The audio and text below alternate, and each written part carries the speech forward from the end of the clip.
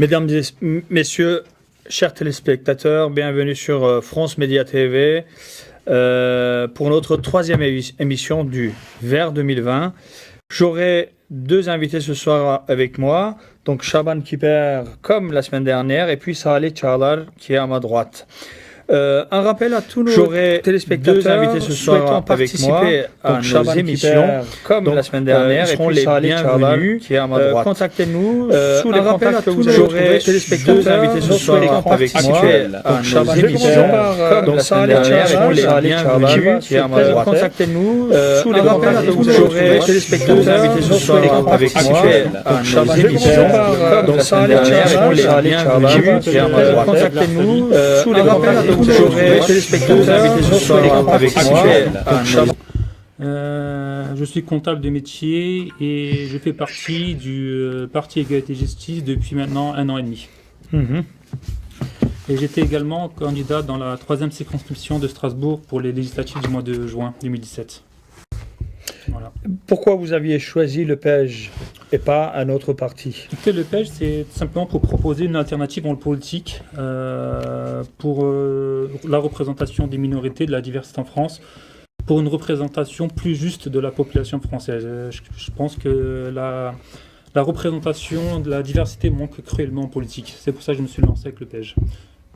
Le PEJ remplit un peu ce vide qui était fait. Exactement, c'est un vide. Nous le constatons depuis plusieurs années. Jusqu'à ce jour, c'est un constat, mais il n'y avait pas de choix. Donc le PEJ a proposé un choix à cette diversité. Elle propose également, elle se fait aussi la voix de la jeunesse dans les quartiers qui sont souvent délaissés. Donc c'était surtout à ce niveau-là que le PEJ m'intéressait, c'est d'être la voix des jeunes des quartiers qui sont délaissés. Est-ce que vous avez rencontré des soucis sur place lors de vos élections? Des soucis, à part quelques petites histoires, mais en général ça s'est très, très bien passé. C'était Donc votre secteur était un secteur plus ou moins assez tolérant? Tolérant, oui. À part quelques problèmes comme au niveau de l'affichage, souvent les affiches sont déchirées. Il y avait une très grande guerre à Strasbourg et aux alentours au niveau des affichages. On peut recoller des affiches sur d'autres affiches, ça n'a pas de souci. Mais il y avait un manque de respect à ce niveau-là. On déchirait les affiches, on taguait dessus. Il y avait certaines choses écrites donc, qui étaient en dehors du cadre du respect. Il y a eu quelques soucis à ce niveau-là, mais sinon, tout s'est bien passé. Très bien. Alors, en parlant des élections, ce week-end, on avait les élections allemandes. Donc, il y avait les législatives en Allemagne. Shaban, vous avez suivi, bien entendu, ces élections. J'ai essayé. Voilà. Le taux de participation, pour le moment, on va y revenir dessus. Donc, le parti au pouvoir, donc la coalition, on va dire, au pouvoir, a eu une baisse au niveau de la popularité. SPD qui a eu une baisse également. Et puis, on remarque une augmentation de l'AfD, qui est les extrêmes nationalistes allemandes. Est-ce que tu peux un peu nous décrire ce schéma par rapport à la France? Donc, tout d'abord, bonsoir, merhaba, à tous les téléspectateurs donc, de France Média Télévision. Comme Mourad l'a dit, également Salih l'a dit, nous essayons justement d'incarner un média alternatif. Nous essayons de le faire tous les lundis soirs à 8h. D'essayer d'exister dans le débat politique, dans le débat sociologique, dans tous les débats qui puissent exister, c'est-à-dire d'apporter une alternative. Et donc je vais essayer d'avoir une petite analyse sur les élections qui ont eu lieu ce week-end, sur les élections législatives qui ont lieu en Allemagne. Donc vous savez que les législatives en Allemagne, c'est tous les 4 ans. Donc c'est des mandats de 4 ans qu'ils ont eu. Et la dernière élection donc, en Allemagne était en 2013.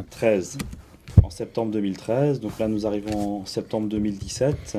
Et les élections donc hier, dimanche. Et le résultat, c'est qu'il y a eu une baisse pour la chancelière, donc la sortante, qui est Madame Merkel. Donc elle a eu 32% de son électeur. Près de 33, oui.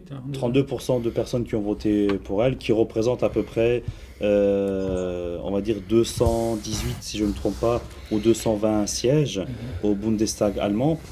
Et, 299. 220. 218. Moi j'ai 218 et 220, 218. Et il y a eu également le SPD, donc les sociodémocrates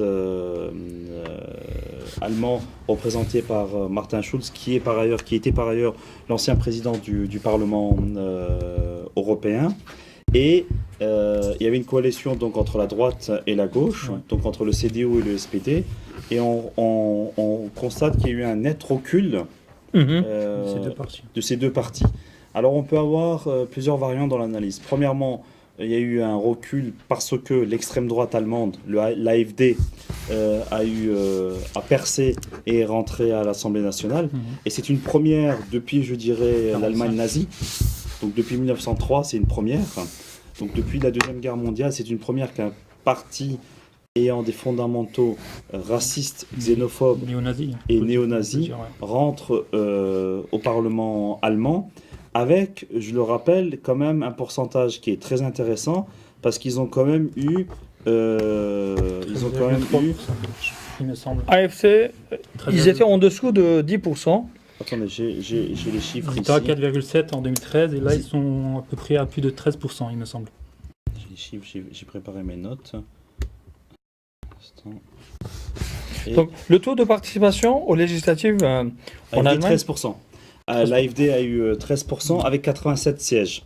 Et aujourd'hui, la troisième force politique du pays. Et, excusez-moi, et donc, comme vous pouvez le constater dans son discours qu'elle a fait dimanche soir, elle a axé quand même son discours, elle a donné une certaine tonalité en faisant état de la présence de l'extrême droite. Et vous savez, à un moment donné, quand vous avez... Nous, on a connu ça en France en 2002, on a connu ça en France en 2007, on a connu ça en 2012 et 2017. Et l'extrême droite, depuis 2002, excusez-moi, est présente relativement sur le paysage français. Et à un moment donné, qu'on soit à droite ou à gauche, et comme on a des élections à deux tours, les partis existants essaient de flirter systématiquement avec l'extrême droite. Et aujourd'hui, on aura cette réalité en Allemagne. Pour plusieurs raisons. Premièrement, parce que je pense que Merkel a eu le courage politique parmi beaucoup de pays européens, notamment par rapport à François Hollande, qui avait annoncé qu'il devait accueillir que 30 000 réfugiés syriens, alors que Merkel en a accueilli plus d'1 million, 900 000 ou 1 million. D'accord ? Je veux dire, c'est courageux. Donc à un moment donné, il y a eu un tapage médiatique très fort de l'extrême droite en disant, voilà, il y a 3 millions de personnes qui sont originaires de Turquie, il y a plus 1 million de Syriens qui vivent en Allemagne, donc où va l'Allemagne ? Et je veux dire, ce discours sur la peur, sur le rejet de l'autre, a fonctionné et a marché, et donc l'extrême droite a eu 13% avec 87 sièges au Parlement. Alors ce qui est dit, il parle d'un gouvernement de la Jamaïque, c'est-à-dire que les couleurs de la SDU, c'est le noir, les libéraux, donc le FDP, c'est jaune, et les verts, Grüne, c'est vert. Donc on parle, c'est le drapeau de la Jamaïque, on parle d'un gouvernement de la Jamaïque. Sauf il y a une surprise intéressante nous concernant, qui était très important, on est passé de 11 ou 12 députés originaires de Turquie à 14, dont 3 membres du PKK, je tiens à le souligner. C'est-à-dire qu'aujourd'hui, et où va l'Allemagne ? Moi ça m'interpelle énormément, c'est-à-dire qu'à un moment donné, on élit des députés de la nation, une appartenance avec des associations terroristes. Et je le souligne, en noir, en rouge, en ce que vous voulez. Dont un qui représente un peu les associations Alevi d'Allemagne, les Alevis politiques, on va dire, d'Allemagne. Et je trouve que c'est honteux. C'est-à-dire qu'on est sur le même tableau qu'en France. C'est-à-dire à un moment donné, quand on veut faire de la politique, dans les pays occidentaux, où il faut qu'on soit sur un déni d'origine, où il faut qu'on soit sur un déni confessionnel, où il faut qu'on soit sur un déni d'une communauté XY. C'est-à-dire à partir du moment où on tape sur la communauté dans laquelle nous sommes issus, et qu'on la dénigre, et qu'on la rejette, à un moment donné, on est accepté par le pays d'accueil, et on a des places sur la scène politique. Je trouve ça scandaleux et honteux. Donc je trouve que l'élection en Allemagne est révélateur de ce phénomène-là qui existe aujourd'hui en France, existe en Allemagne, existe en Hollande ou en Belgique. Et moi, je suis inquiet par rapport à cette diplomatie allemande, par rapport aux affaires étrangères de l'Allemagne, et surtout de sa relation qu'elle va avoir avec la Turquie, avec 14 personnes, dont 3 qui ont une très grande proximité et qui sont membres, c'est même pas la proximité, c'est-à-dire membres du PKK. Comment, je veux dire, leur discours, comment il va être à l'écart de la Turquie. Et également, je salue aussi cette initiative très importante par rapport à un lender d'Allemagne, où un parti de la diversité, qui correspond un peu à l'équivalent du PEJ en Allemagne, oui. qu'on appelle ADD, a eu 40 000 voix ou 44 000 voix. Je pense que c'est une percée importante et c'est une élection qui donne espoir. C'est une élection qui donne espoir. Je pense que c'est un bon début. Il faut le préciser, c'est sur 190 000, hein, 44 000 sur 190 000. C'est un très bon ratio. Hein. Super. Oui, c'est-à-dire que sur 200 000 électeurs d'origine turque, ils ont eu 44 000. Mais sur la Länder, je veux dire, l'électorat est beaucoup plus important, à mon avis. Donc, je veux dire, le ratio est quand même important par rapport à la communauté turque. Mais d'une manière générale, 44 000 voix pour un parti qui existe que depuis un an et demi, 2 ans, je trouve que c'est une très belle réussite et qu'il faut saluer. Exactement. Salih, tu as des choses à rajouter concernant les élections de l'Allemagne? Il y a une grande différence, il y a une nette différence au niveau de la participation en Allemagne et en France. En France, on était un peu en dessous de 45%, il pour me semble. législatives. Oui, Et pour bien les sûr. présidentielles, on était aux Bien sûr. mêmes Là, alentours. on parle de législatives. Comme j'ai participé aux législatives du mois de juin, donc je peux me permettre d'en parler. Dans les années 70, on était un taux d'abstention de l'ordre de 15 à 20% en France. Donc même en 1978, on avait un taux d'abstention de seulement 15,1%. Aujourd'hui, au deuxième tour législative, on était à, si je ne me trompe pas, on était à 57,36. Non, pardon. 57,36% d'abstention. D'abstention, oui. Abstention, c'est pas de participation, d'abstention. 40, un peu moins de 45% de participation. Voilà, C'est énorme. 43%, je trouve que c'est ridicule pour un. Et hier, en Allemagne, on avait 76,2%. Voilà. Donc on peut dire que la démocratie allemande, Marche, sur le plan du taux de participation, fonctionne avec 76%. Bien sûr, on n'est pas au même taux de participation que la Turquie parce qu'on était au-dessus de 80%, 85%. Mais la démocratie allemande fonctionne. Le souci, c'est le discours nationaliste, nauséabond. Et c'est surtout ce parti d'extrême droite qui existe aujourd'hui dans le paysage politique. Ce problème, on allemand. retrouve à peu près partout. Hein. On voit la percée de l'extrême droite en France, on a vu la percée de l'extrême droite en Hollande également, qui est rentrée, qui fait partie de la coalition peut-être. Donc on le retrouve partout. Mais pour moi, là, j'ai fait une petite étude sur le terrain pour comprendre un peu pourquoi ce rejet, pourquoi cette abstention. Je peux vous lister 4 choses qui est ressorties. Donc tout d'abord, il y a une non-représentation politique. Comme je le disais, le PEJ est là parce que les partis politiques ordinaires ne représentent pas toute la population. Donc c'est un premier constat. La deuxième chose, c'est l'alternance pour la population française semble inutile. Ils pensent qu'un tel parti X ou un tel parti Y va venir au pouvoir, ça ne va rien changer. Donc ça joue beaucoup sur la participation. Troisième constat, c'est une méfiance vis-à-vis des politiciens. Avec toutes les histoires qu'on voit dans les médias, avec le Penelope Gate, avec les affaires Sarkozy-Bettencourt, on voit beaucoup de scandales. Donc la population française en a un peu marre de voir cette frange politique scandaleuse. La quatrième chose, c'est que les politiciens sont totalement déconnectés de la réalité. Quand on voit les problèmes de la population française, et lorsqu'on remarque, qu'on voit les propositions des politiciens, on voit que c'est totalement déconnecté. Pourtant, M. Macron dit qu'il a été bien nommé par la population française à faire ces changements qu'il fait actuellement. Il le dit. Il le dit, mais quand on voit le pourcentage de la population qu'il a élu, c'est rien du tout. Hein. Exactement. Il a eu 23% au premier tour, avec le taux d'abstention, et on voit le vote blanc, ça représente même peut-être... Dans les 27%, on avait calculé, je pense. Ça représente un quart de voilà. 15%. Exactement. 15%. Quand on enlève les gens, enfin, quand on regarde le taux de participation et puis le pourcentage blancs, que M. Macron a eu, ça représente la population française. Exactement. Donc il ne représente pas du tout l'ensemble de la population française. Et en plus, on l'a vu avec ses réformes, il a été élu en mai, en quelques mois, on voit que ça déchante déjà. Avec les élections au Sénat, on voit qu'il s'est pris une raclée déjà. Ben voilà, on allait justement venir sur ce sujet. On a eu en même temps la moitié des sénateurs français qui ont changé. On ne voit pas de changement au Front National. On attendait l'effacement pratiquement total des partis classiques alors qu'on ne l'a pas vécu. Est-ce que c'est lié aux lois qui sont en train de se discuter, de se mettre en place? Moi, je dirais que ce qu'il ne faut pas oublier sur les élections sénatoriales, c'est-à-dire que les élections, on n'est pas sur un scrutin direct, mais indirect. C'est-à-dire que ce sont les grands électeurs qui élisent des scrutins de liste, et c'est par ce biais-là que les personnes sont élues. Moi, je dirais que la droite conforte sa majorité au Sénat, et qu'il y a une épine pour Macron au Sénat, le fait qu'aujourd'hui, Gérard Larcher a de nouveau pu être, ou va être à nouveau conforté, élu en tant que président de cette haute assemblée du Sénat. Par contre, je pense que Macron et le mouvement En Marche est dans une percée politique. Qu'on le veuille ou non, il incarne un nouveau dynamisme, une nouveauté, une nouvelle manière de faire. Et aujourd'hui, je pense que même si l'ordonnance sur la loi du travail a été critiquée, on le voit par les manifestations. Il n'y avait pas beaucoup de monde dans les rues, hein. Et ça, il faut le souligner quand même. Il y avait une contestation, mais c'était pas une contestation. Autant que la loi El Khomri, voilà, sûr, c'est ça. C'était pas autant que la loi El Khomri, et c'était pas autant que les réformes de retraite sous Sarkozy. Je veux dire qu'on est quand même, sur un. Il y a eu des manifestations, mais c'est pas la même ampleur, c'est pas la même mobilisation. Quasiment par les insoumis, hein. Il n'y a pas d'autres partis qui voilà. Exactement, exactement. Donc je pense que il existe et je pense qu'il est parti pour 2 mandats. Je pense qu'Emmanuel Macron est parti pour 2 mandats parce que, comme je l'ai dit, il incarne un dynamisme et une nouveauté sur le champ politique. On l'a vu à travers ses électeurs.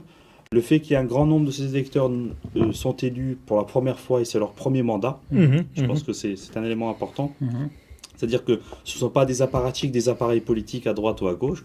Ce sont des gens qui ont une compétence dans leur vie professionnelle et qui font souvent un premier mandat. Et souvent, quand on fait un premier mandat et qu'on n'est pas attaché au poste et qu'on n'est pas un vieux routier de la politique, qu'on n'existe pas depuis 20 ans et qu'on fait toutes les magouilles nécessaires à l'intérieur des partis politiques pour d'une fois avoir le mandat suivant, je pense que c'est honorable. Je pense qu'il essaye de faire quelque chose de nouveau. Surtout, ce qui est intéressant pour moi, et je pense que c'est un bon son de cloche, c'est le fait qu'il a rassemblé les 2 assemblées, c'est-à-dire à savoir l'Assemblée nationale et le Sénat, à Versailles cet été, et qu'il a dit qu'il allait baisser de 30% le nombre de députés à l'Assemblée nationale, et qu'il allait baisser aussi d'un tiers, pas tout à fait un tiers, mais je veux dire un quart, le nombre de sénateurs au Sénat. Je pense que toutes ces réformes-là sont importantes, et je veux dire qu'il va dans le sens, excusez-moi, qui va dans le sens des Français et des Françaises, et qu'il est dans une perceptibilité, je veux dire, d'une certaine sensibilité politique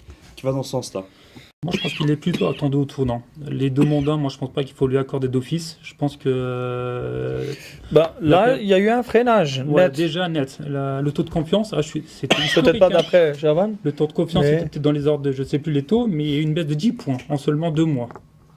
Ouais, je veux dire que quelqu'un qui arrive au gouvernement, je veux dire... Est-ce que les Français précipitent sur les attentes? Parce qu'en fait, M. Macron avait promis des choses, et là, il tarde à les faire. Il commence par l'inverse, on va dire, des choses. Moi, je pense que sur la scène internationale, il a fait un parcours sans faute. Je vous l'avais dit aussi la semaine dernière.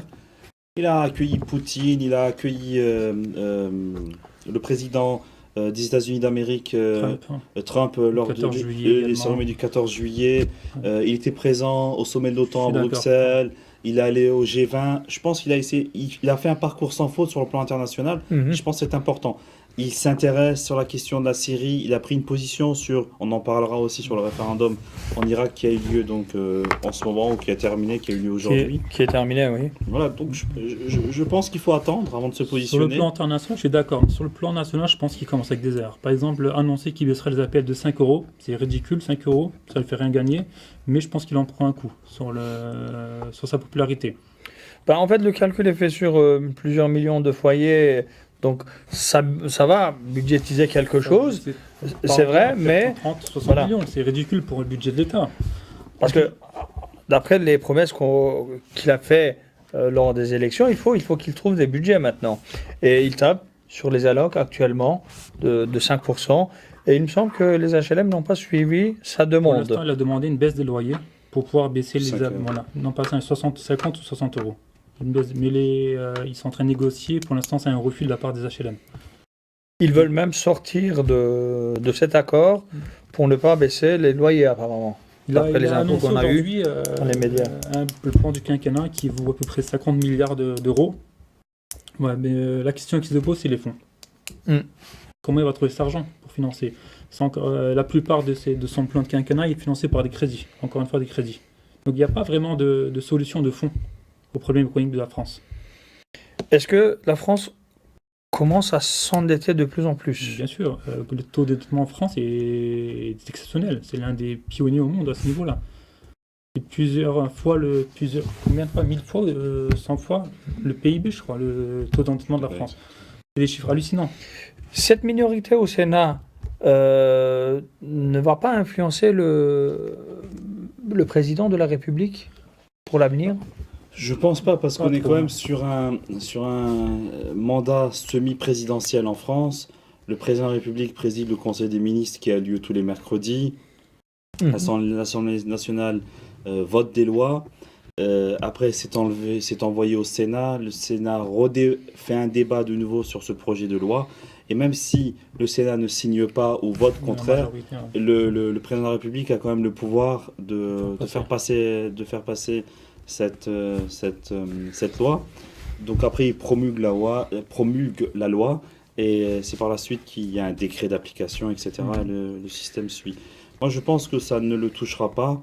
Et le vrai tournant par rapport à les Républicains, le mouvement En Marche, je pense que c'est les élections municipales qui auront lieu en 2020, où il y a des bruits de couloir qui nous disent que les élections auront lieu éventuellement en 2021. Mais je veux dire, le vrai thermomètre, on va dire, politique, ça sera 2020 ou 2021. Premier grand test. Grand test, voilà, lors des élections municipales. Mais souvent, vous savez, quand on est à mi-mandat, il y a toujours un effet un peu boomerang. C'est-à-dire que les personnes, les citoyens, les électeurs, les électrices vous attendent au tournant. Il y a un effet boomerang. Et souvent, à mi-mandat, ils arrivent et nous disent « Oui, mais vous nous avez promis ça, vous ne les avez pas respecté, on attendait ce changement, ça n'a pas eu lieu, et tout, etc. » Moi, je pense que même lors des municipales, que le mouvement En Marche risque de percer s'il est sur cette ligne-là. Je sens qu'il y a une attente d'un vrai changement en France.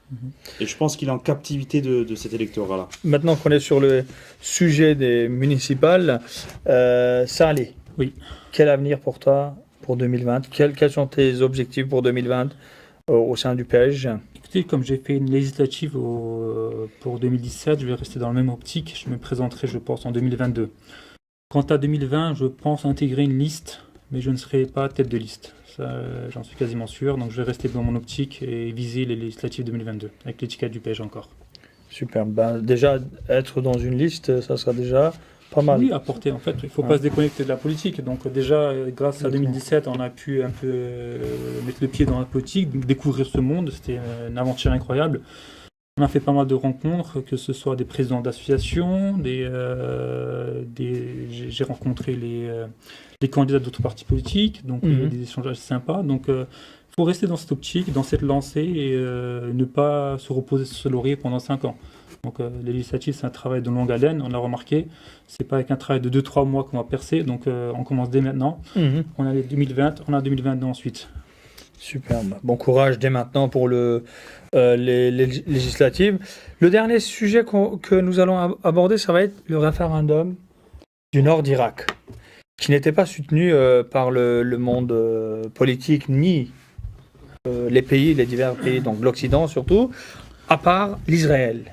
Personne ne soutenait ce référendum, et aujourd'hui, ils l'ont fait. On n'a pas encore tous les résultats, malheureusement. Ça aurait été bien qu'on en discute un peu. Quel est l'enjeu? Pourquoi ils se sont précipités sur ce référendum? Alors moi, je pense qu'il faut faire un petit cours d'histoire rapidement pour comprendre vraiment les réalités des enjeux qui se passent aujourd'hui au Moyen-Orient. Ce qu'il faut dire, et moi je le dis sans complexe et sans état d'âme, c'est-à-dire qu'aujourd'hui, il y a un impérialisme américain qui a lieu au Moyen-Orient.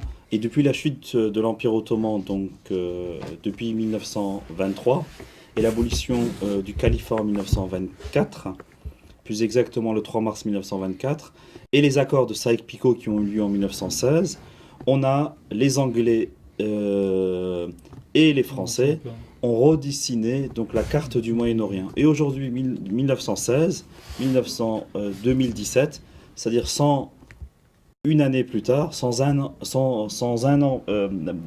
un siècle plus tard, on se rend compte qu'aujourd'hui, le Moyen-Orient souffre toujours Et avec la guerre en Irak qui a commencé en 2003, aujourd'hui nous sommes en 2017, ça fait 13 ans, je rappelle qu'il y a eu quand même 3 millions de morts. 3 millions de morts dans ce pays-là. Aujourd'hui, la guerre en Syrie qui continue depuis 2011, où aujourd'hui il y a quand même plus de 600 000 morts en Syrie. En Syrie, et on se rend compte qu'avec la guerre en Irak qui a débuté donc en mars 2013, où la nouvelle constitution a été votée donc en 2015, avec Nouri el-Maliki, maintenant el-Badi qui continue, on se rend compte que, in fine, déjà en 2005, lors de la nouvelle constitution irakienne, ils avaient déjà voté une loi qui permettait une autonomie partielle du nord de l'Irak. C'est-à-dire, à partir de 2015, on donne une autonomie partielle au nord de l'Irak, et on arrive quasiment 12 ans plus tard, et on fait un référendum pour l'indépendance du nord de l'Irak. Moi, je pense que ceux qui ont signé le traité de Sèvres en 1920, si je ne me trompe pas, 1920, ce sont aujourd'hui les mêmes acteurs, avec une vraie visée colonialiste, d'accord, impérialiste, qui veulent justement créer un État kurde au nord de l'Irak. Je pense qu'ils ont essayé de créer cet État kurde dans les territoires de la Turquie, ils n'ont pas réussi. Non, mais c'est une première étape, je pense. L'Irak, c'est une première étape. C'est une première étape. C'est une première étape qu'ils veulent un peu... d'une longue histoire politique. Je veux dire, nous savons très bien, regardez, comment se fait-il que Bernard Kouchner est aujourd'hui au nord de l'Irak, qui est ancien ministre des Affaires étrangères de Nicolas Sarkozy, et qui soutient ouvertement ce référendum. Nous savons très bien que Danielle Mitterrand, qui était l'épouse de François Mitterrand, a soutenu justement le corpuscule identitaire nationaliste kurde, ce groupe terroriste, je veux dire, qui existe, au nord de l'Irak. Et ils les ont soutenus depuis des décennies, depuis des dizaines d'années. Et aujourd'hui, qu'est-ce qu'on essaie de faire? On dit, voilà, vous êtes une ethnie, d'accord? Vous avez le droit à votre pays, vous avez le droit à votre autodétermination. Mais je veux dire, aujourd'hui, les Kurdes, ils sont dans 4 pays. Ils sont en Turquie, ils sont en Irak, ils sont en Iran et ils sont en Syrie. D'accord?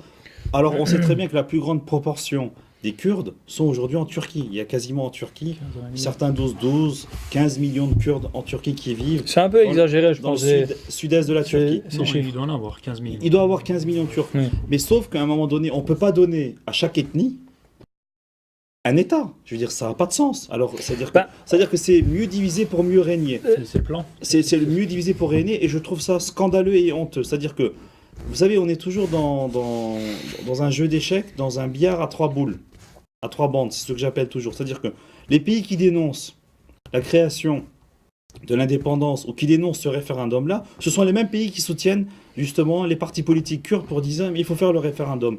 Et je pense que la position de la Turquie a été très dure. Il faut qu'elle soit dure et il faut qu'elle soit ferme.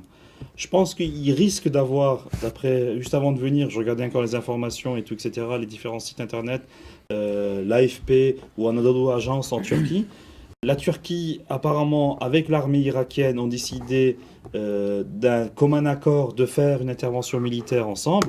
Je pense qu'il risque d'avoir une intervention militaire de la part de la Turquie, ce qui est tout à fait normal, parce que, d'après l'accord d'Ankara de 1926, l'article 5, qui dit qu'à partir du moment où l'unité territoriale de la Turquie, de l'Irak, l'unité territoriale de l'Irak est touchée, ou est divisée, ou qu'il y a justement un piétinement de cette unité territoriale, la Turquie a le droit ou est légitime pour faire une intervention. Rappelons dans l'histoire, et on oublie ça très vite, que en Chypre, rappelez-vous, de 64 à 74, les Turcs qui vivaient dans cette île-là étaient persécutés, je dis bien persécutés, étaient discriminés à un point où on avait carrément, comme ce qui se passe aujourd'hui en Birmanie, il y avait quasiment une purification ethnique des Turcs qui vivaient dans le truc. Donc il y a eu une intervention militaire en 1974 de Necmettin Erbakan qui était vice-président, Bülent Ecevit était premier ministre, mais lorsque Bülent Ecevit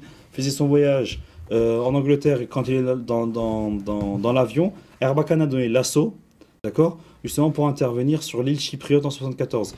Et donc depuis 1974, quand on regarde bien, depuis la création de la Turquie moderne, depuis 1923, la première offensive militaire, elle a eu lieu en 1974. La seconde offensive militaire, elle a eu lieu en 2016 avec Fırat Kalkan, l'opération contre le Daesh. Le Fırat, l'opération contre Daesh, d'accord. Et je pense qu'il y aura une opération militaire de la Turquie au nord de l'Irak. Et à mon sens, elle est légitime. Et je pense que c'est scandaleux et honteux. L'attitude des pays de l'Occident. La France a condamné, tous les pays ont condamné. Le seul pays qui a soutenu le référendum aujourd'hui, ça a été Israël. Et est-ce qu'elle veut créer, peut-être qu'elle souhaite créer une base militaire au Moyen-Orient, au nord de l'Irak?